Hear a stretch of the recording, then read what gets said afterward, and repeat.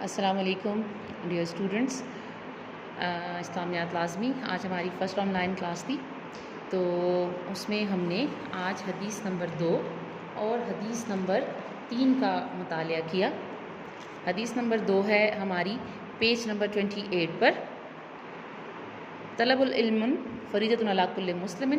اس کا ہم نے ترجمہ اور اس کی تشریح ہم نے پڑھی کہ اس کا ترجمہ: علم کی طلب ہر مسلمان مرد و عورت پر فرض ہے. یہ انسانی فطرت کا بنیادی تقاضا ہے کہ اسے اپنی ذات اور کائنات کے بارے میں ہر اچھی اور بری بات کا علم ہو. اس کے بغیر نہ تو انسان دنیا میں ترقی کر سکتا ہے اور نہ اپنے خالق و مالک کا قرب حاصل کر سکتا ہے. یعنی کہ انسان کو جب اس دنیا میں بھیجا گیا ہے تو اس کو اپنی ذات کے بارے میں پتہ ہو کہ اسے وہ کیا ہے اور اسے اللہ پاک نے کیوں زمین پر بھیجا ہے. اور دوسری بات کہ اسے اللہ تعالیٰ کے قریب جانے کے لیے اللہ تعالیٰ کے بارے میں تمام معلومات کا حاصل ہونا بہت ضروری ہے. انسان کسی بنیادی ضرورت کے پیش نظر نبی کریم صلی اللہ علیہ وآلہ وسلم نے علم حاصل کرنا ہر مسلمان مرد و عورت پر لازمی قرار دیا ہے. یعنی کہ صرف نبی کریم صلی اللہ علیہ وآلہ وسلم نے اپنی اس حدیث میں یہ نہیں کہا کہ صرف اور صرف مردوں نے علم حاصل کرنا ہے، بلکہ انہوں نے کہا کہ مرد اور عورت، یعنی کہ مرد کو بھی اپنی ذات اور صفات کے بارے میں اور اللہ تعالیٰ کے بارے میں، اس کائنات کے بارے میں ہر چیز کا علم ہونا چاہیے. اسی طرح عورت کو بھی ان تمام علوم کو حاصل کرنا ہے. پھر اس کے بعد اس کے سیکنڈ پیراگراف میں یہ تھا کہ ہمارے ملک میں لڑکوں کے مقابلے میں لڑکیوں کی تعلیم کا تناسب نصف ہے. یعنی کہ لڑکوں کو لڑکیوں کی نسبت زیادہ تعلیم دی جاتی ہے، جبکہ لڑکیوں کا تناسب نصف ہے، یعنی کہ آدھا ہے.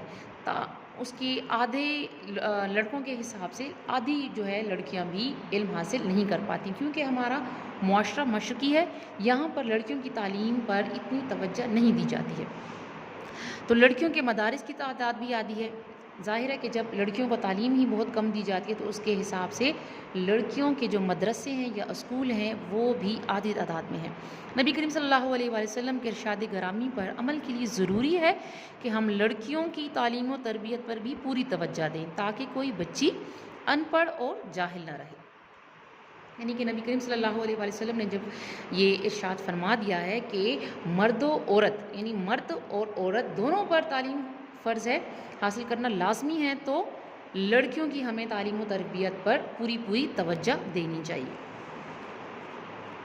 انسان اس وقت تک اپنے مقام اور اللہ تعالیٰ کی طرف سے عائد کردہ فرائض کو جان نہیں سکتا جب تک وہ علم کی جستجو کی راہ پر گامزن نہ ہو. جستجو تلاش، گامزن چلنا، کہ انسان کو اس وقت تک اپنے بارے میں علم، اپنے بارے میں، اپنی ذات کے بارے میں کوئی معلومات حاصل نہیں ہو سکتی، یا اللہ تعالیٰ نے انسان کو اس دنیا میں کیوں بھیجا اور کون سے فرائض اس پر اللہ تعالیٰ نے عائد کیے ہیں، اس کو اس وقت تک انسان نہیں جان سکتا جب تک کہ وہ علم حاصل نہ کر لے. ٹھیک ہے. اور دوسری بات یہ کہ قیامت کے دن اللہ تعالیٰ کی عدالت میں اپنے فرائض و ذمہ داریوں کے متعلق جواب دہی کرنی ہے، اور صرف دنیا میں ہی زندگی نہیں گزارنی. اس دنیا کے بعد ہمیں جو قیامت کا دن ہوگا، ہم نے دوبارہ زندہ ہو کر اٹھنا ہے، تو ہمیں اللہ تعالیٰ کے روبرو پیش ہونا ہے. تو اس میں اللہ تعالیٰ نے ہم سے سوال کرنا ہے کہ میں نے تمہیں دنیا میں بھیجا تھا، کیا کیا اچھائیاں کی، کیا برائیاں کی، کیا نیکی کے کام کیے، کیا گناہ کے کام کیے. اس کے بارے میں ہم سے سوال ہوں گے اور ہم نے جواب دینا ہوگا.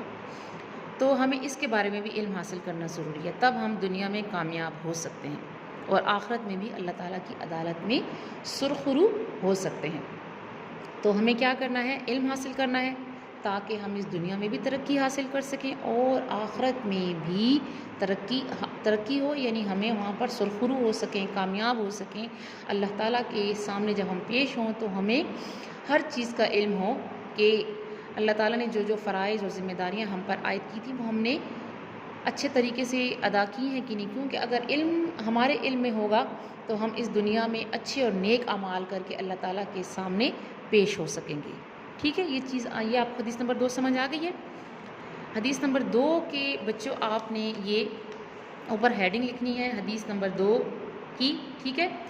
حدیث نمبر 2، اور پھر آپ نے یہ عربی لکھنی ہے، اس کا ترجمہ، اور میں ابھی آپ کو اس کے الفاظ معنی بھی شیئر کر دوں گی، وہ آپ نے اپنی کاپیز میں لکھنے ہیں۔ حدیث نمبر 2 عربی اور ترجمہ اور اس کے معنی، اسی طرح حدیث نمبر 3 عربی، اس کا ترجمہ اور اس کے الفاظ معنی، صرف اتنا کام آپ نے اپنی کاپیز میں کرنا ہے۔